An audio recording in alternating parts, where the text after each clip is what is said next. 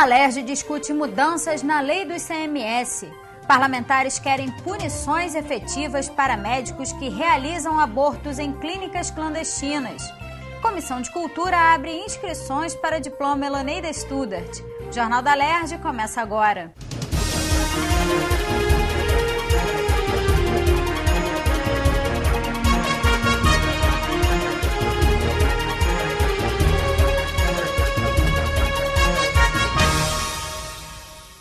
Os parlamentares discutiram duas mensagens do governo que modificam a lei de cobrança do ICMS. Veja os detalhes com Fernanda Nogueira. A primeira mensagem diz que o contribuinte que identificar e corrigir espontaneamente erros na declaração do ICMS não será mais multado.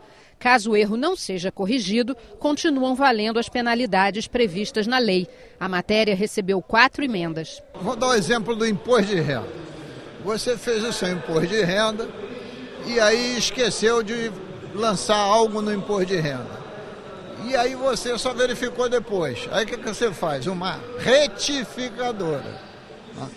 E aí o imposto de renda verifica, tudo bem, aceita a tua declaração, recolhe lá o valor que você declarou ou te devolve o que você tem direito de devolução.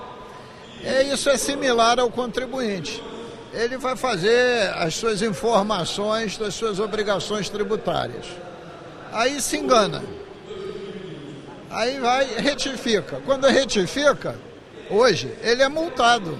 E pela essa proposta, quando ele retifica espontaneamente, não sendo fruto de nenhuma fiscalização, ele fica isento de multa. A segunda mensagem do Executivo cria novas regras para a atuação dos auditores fiscais da Receita do Estado. O projeto determina que, em casos de não cumprimento das obrigações tributárias por parte do contribuinte, o auditor deve emitir ofício com os valores corretos e intimar o responsável a prestar esclarecimentos em até 30 dias. O objetivo é garantir a ampla defesa ao contribuinte, que poderá justificar os atos praticados.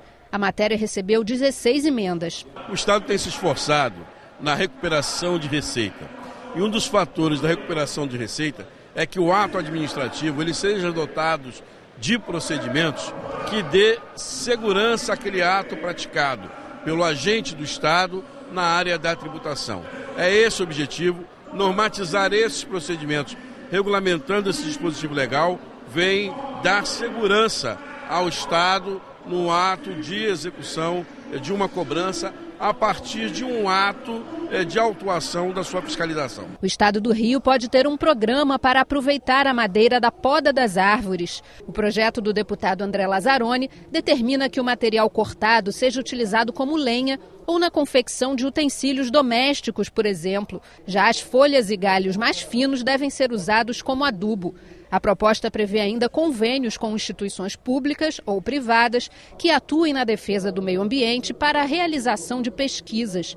O projeto ainda retorna ao plenário para mais uma discussão. O vice-presidente do Conselho Regional de Medicina e o superintendente da Vigilância Sanitária do Estado participaram da audiência da Comissão Parlamentar de Inquérito instalada para investigar as clínicas de aborto no Rio nesta terça-feira. Os parlamentares da CPI quiseram saber do superintendente da Vigilância Sanitária do Estado sobre a venda ilegal do medicamento abortivo Misoprostol, conhecido como Citotec. Jorge Cavalcante informou que este medicamento só é vendido para unidades hospitalares através de um cadastramento e que a venda irregular deve ser investigada pela polícia. O superintendente informou ainda que não tem recebido nenhuma denúncia formal sobre a venda irregular do medicamento. Há uma possibilidade de desvio se por acaso lá na área clínica não for necessária a utilização de todos aqueles medicamentos e um comprimido sobrar.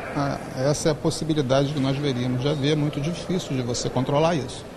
Mas o controle da compra, da chegada ao hospital, ele é todo escriturado através das notas fiscais de compra num livro. Tem controle de estoque com o farmacêutico na farmácia do hospital. E o medicamento só sai dali por requisição médica para um determinado paciente nas quantidades prescritas. As denúncias que surgem, que a gente vê em jornal e televisão, por exemplo, venda na rua, no Saara, qualquer local. É crime, é uma venda clandestina, é um caso policial. A vigilância não tem como atuar sobre pessoas físicas, não é um estabelecimento, é uma pessoa que está na rua vendendo. Normalmente nós encaminhamos essa informação para a polícia, para a vigilância municipal, que aciona a ordem pública e a polícia para que ela possa coibir a ação desses, são bandidos, né? 10 médicos e um falso médico tiveram a prisão preventiva decretada na operação da Polícia Civil, batizada de Herodes, em outubro do ano passado, que desarticulou uma quadrilha que praticava o crime de aborto no estado. 2 desses médicos já foram investigados pelo CREMERGE e receberam como pena a cassação do registro profissional. Mas, segundo o vice-presidente da instituição, ao recorrerem ao Conselho Federal de Medicina, tiveram suas penas abrandadas. Um foi suspenso por 30 dias e outro médico recebeu a pena de censura pública. Os conselhos de qualquer estado do país, eles fazem um julgamento e se um médico for cassado, que é a pena máxima, lógico, ele perde o exercício da profissão, isso não se efetiva, porque mesmo que o médico não acione o Conselho Federal como uma instância recursal, é de ofício que a cassação só se faça mediante a homologação do Conselho Federal de Medicina. Então o Conselho de Medicina pega os autos dos estados, julga e aí ele vai dar a sentença que ele julgar cabível para o caso. Nesse caso, por exemplo, que eu citei aqui, como foram penas públicas, eu posso até dizer, nós aqui no Rio de Janeiro teve 2 casos que nós cassamos e a pena foi abrandada. Eu não estou aqui fazendo julgamento de mérito, é porque houve um entendimento do colegiado julgador de que não era caso para cassação. Para evitar que pessoas que respondem a processos criminais sejam contratadas pelo poder público, o presidente da CPI sugeriu apresentar um projeto de lei para que o Estado passe a pedir certidão de antecedentes criminais em concursos públicos. O que nós vimos hoje aqui nessa sessão da CPI foi que o CREMERGE ele não tem poder decisivo para suspender nem para excluir dos quadros os médicos que cometem crime. Diversos tipos de crime, tanto do aborto a um atendimento criminoso, que vem a ter o falecimento de uma pessoa no atendimento. Então é importante isso, que tem uma lei no nosso estado, e aqui a casa é essa aqui, que tem essa obrigação de fazer, para fiscalizar isso.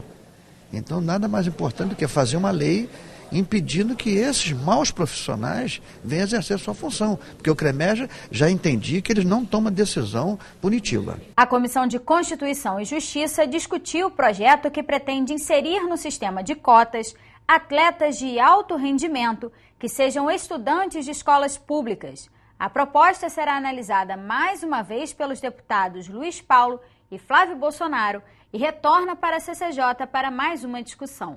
Os parlamentares discutiram 41 projetos de lei. Entre eles está a proposta do deputado Luiz Martins, que obriga postos de abastecimento de gás natural a somente efetuarem a operação em veículos que estejam com o selo do Inmetro nos cilindros. O presidente da comissão, deputado Domingos Brazão, pediu revisão do projeto, que recebeu parecer pela constitucionalidade. O deputado André Lazzaroni foi o relator. O que a gente tem acompanhado ao longo do tempo é que a grande maioria desses carros que explodem na hora de colocar o gás, sua grande maioria não tem o selo do Inmetro e não passam por uma vistoria séria como deveria ser. Então, a lei ela é boa, acredito que em breve nós teremos essa obrigatoriedade no estado do Rio de Janeiro. Outro projeto, relatado pelo deputado André Lazzaroni, foi apresentado pelo deputado André Siciliano. A proposta, com parecer pela constitucionalidade, pretende reservar vagas para a população de baixa renda nos concursos públicos dos poderes executivo, legislativo e judiciário. Também inclui os setores da administração indireta do Estado do Rio.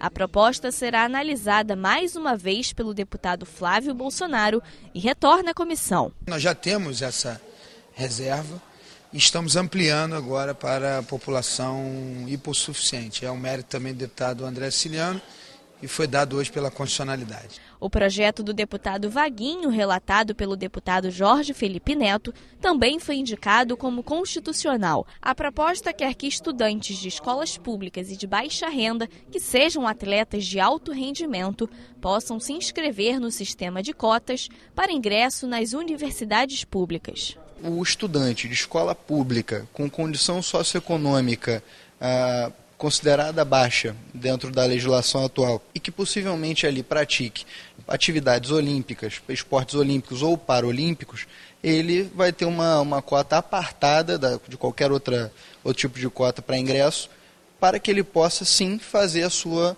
universidade pública com base no fato de ser um desportista de alto rendimento, diferenciadamente da cota racial ou da cota por qualquer tipo de deficiência, uma nova opção para que a pessoa ingresse na faculdade pública. E a Comissão de Cultura da Alerj vai receber até o dia 17 de abril as inscrições para o prêmio Eloneida Studart. Os formulários estão à disposição, entrem no site da Alerj, que estará lá o formulário para todos aqueles que atuam na cultura poder se inscrever e participar dessa premiação do prêmio do diploma Eloneida Studart, que premiará em maio todos aqueles segmentos de trabalhadores e movimentos culturais que atuam no Estado do Rio de Janeiro. O Fórum Permanente de Desenvolvimento Estratégico do Estado lançou na Alerj uma cartilha sobre financiamento para pequenos e médios produtores rurais, produzida pelo Conselho Empresarial Brasileiro pelo Desenvolvimento Sustentável. Representantes do setor agropecuário, pesquisadores e parlamentares estiveram presentes ao lançamento da cartilha, que tem como objetivo facilitar o crédito rural para o desenvolvimento sustentável e incentivar uma maior produção agrícola no Estado. Bom, como a gente trabalha no CEBEDS e o nosso objetivo é o desenvolvimento sustentável do setor agrário, o que a gente está buscando é capacitar o produtor e mostrar para ele novas linhas de financiamento que permitam com que ele consiga melhorar o aspecto da vida dele, ou seja, aumentar a produtividade, aumentar a sua renda, porque a gente tem que pensar que a sustentabilidade não passa só por uma questão ambiental, ela tem um peso social também. A gente sabe que pessoas que estão mais bem resolvidas, com a produtividade em dia, conseguindo se manter, elas conseguem ao mesmo tempo ter uma atenção maior e um investimento maior na questão ambiental. Um dos maiores gargalos que a gente tem para o desenvolvimento da pecuária nacional e em particular do Rio de Janeiro é a desinformação do produtor rural. As informações dificilmente chegam ao produtor rural. Então eu acho que qualquer esforço que façamos no sentido de divulgar as linhas, mostrar os acessos a qualquer atividade, qualquer benefício para o produtor rural é o principal aspecto mais relevante que nós reputamos. Durante a reunião, foram destacadas as dificuldades que o setor agrícola vem enfrentando, principalmente em decorrência dos problemas climáticos. Bom, a Assembleia do Estado do Rio de Janeiro é a nossa parceira de sempre. Ela pode contribuir muito, aprimorando a legislação ambiental, aprimorando, no caso que foi referido nesse encontro, a Lei 5.100, cuja regulamentação não contemplou a possibilidade de remunerar produtores rurais pelo serviço prestado de preservação ambiental. Essa seria uma grande contribuição, embora a regulamentação seja do governador. Mas creio que a Assembleia Legislativa pode influenciar muito com isso.